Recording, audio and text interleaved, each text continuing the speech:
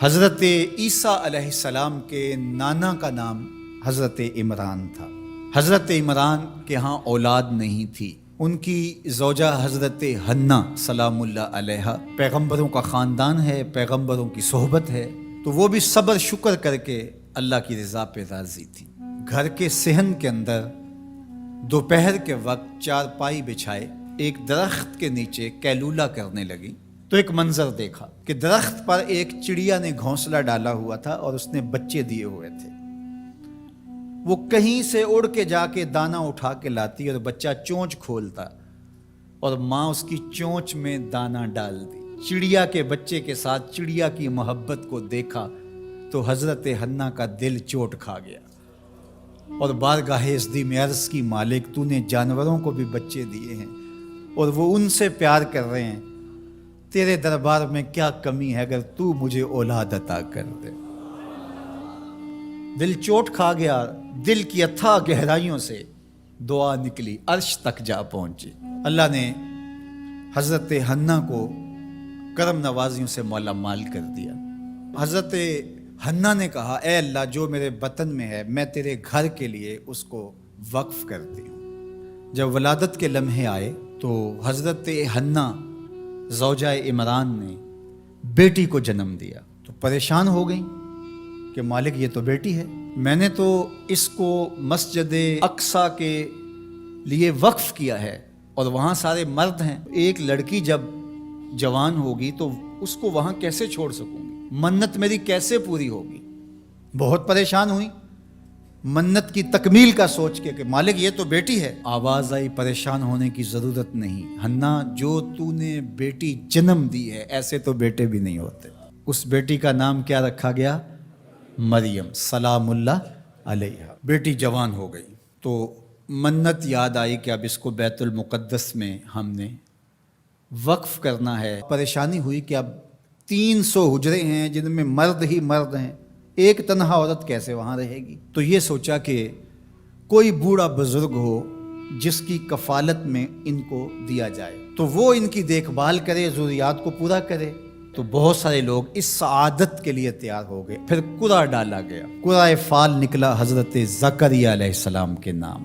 اللہ کے جلیل القدر پیغمبر اور رشتے میں خالو بھی لگتے تھے، کہا یہ سعادت میرے ذمہ رہی، اور چونکہ ان کے ہاں بھی اولاد نہیں تھی انہیں کہا ٹھیک ہے ہم اسے بیٹی بنا کے اس کا خیال رکھیں گے۔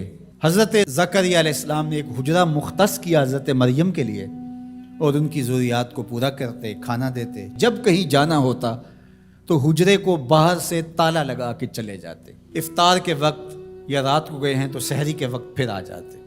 ایک دن حضرت زکریا علیہ السلام تالا لگا کے کہیں گئے کام، واپس آتے ہوئے دیر ہو گئی اور افطار کے لمحے گزر گئے۔ بہت پریشان ہوئے تو خیر سامان لے کے تیزی سے پہنچے اور آ کے دروازہ کھولا، وجد عندہا رزقا، تو دیکھا بے موسم پھل پڑے ہوئے ہیں۔ حیرت تو یہ تھی کہ پھل ہیں، دروازہ مقفل ہے، باہر سے کوئی اندر نہیں جا سکتا، اندر سے کوئی باہر نہیں آ سکتا، پھل کیسے آئے؟ پہلی حیرت تو یہ، پھر پھل بھی بے موسم ہے۔ قال یا مریم ان لک ھذا، اے مریم یہ کہاں سے آئے؟ قالت ھو من عند اللہ، کہا یہ میرے اللہ کی طرف سے آئے، یہ مجھے میرے رب نے دیے ہیں۔ ان اللہ یرزق من یشاء بغیر حساب، وہ جس کو چاہتا ہے بغیر حساب کے عطا کرتا ہے، اس کے لیے کوئی مشکل نہیں ہے۔ جو ماں کے پیٹ میں بچے کو رزق دیتا ہے، انڈے میں چوزے کو رزق دیتا ہے، وہ حجرہ مریم میں مریم کو رزق نہیں دے سکتا؟ اب حضرت زکریا علیہ السلام کا ذکر آپ نے سنا کہ ان کے ہاں اولاد نہیں تھی، اور عمر کتنی ہو گئی تھی؟ 120 سال، اور آپ کی زوجہ کی عمر 100 سال ہوگی، تو اب تو امید بھی ختم ہو گئی اولاد کی۔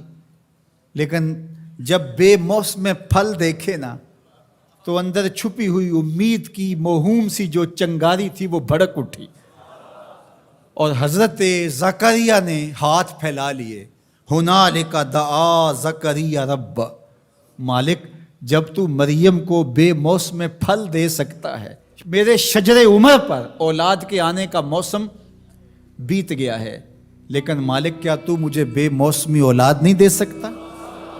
حضرت زکریہ وہیں کھڑے ہو کے دعا مانگنے لگے. معلوم ہوا جہاں رحمتیں اترتی دکھائی دیں وہاں دعا مانگی جاتی. ہم جب اللہ والوں کی قربت میں جا کے اللہ سے دعا مانگتے ہیں تو کچھ لوگ معترض ہوتے ہیں کہ اللہ تو ہر جگہ موجود ہے، یہاں کیوں مانگ رہے ہو؟ مسجد اقصی پاس ہے لیکن حجرہ مریم میں اللہ کا پیغمبر دعا مانگ رہا ہے، وہاں رحمت آنکھوں سے اترتے ہوئے دیکھی.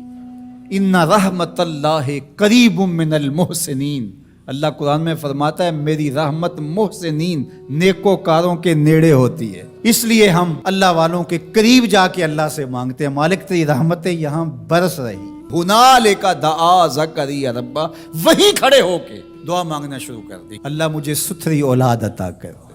پھر کیا ہوا کہ کہا گیا یہاں دعا کیوں مانگ رہے ہو، میرے گھر میں آؤ. کہا گیا نبی ہو کے ولیہ کے حجرے میں دعا مانگ رہے ہو، تمہیں کچھ نہیں دیا جائے گا. نہیں، سنو قرآن سنو. فنادتہ الملائکہ، فرشتے آ کے پکار کرنے لگے. کب؟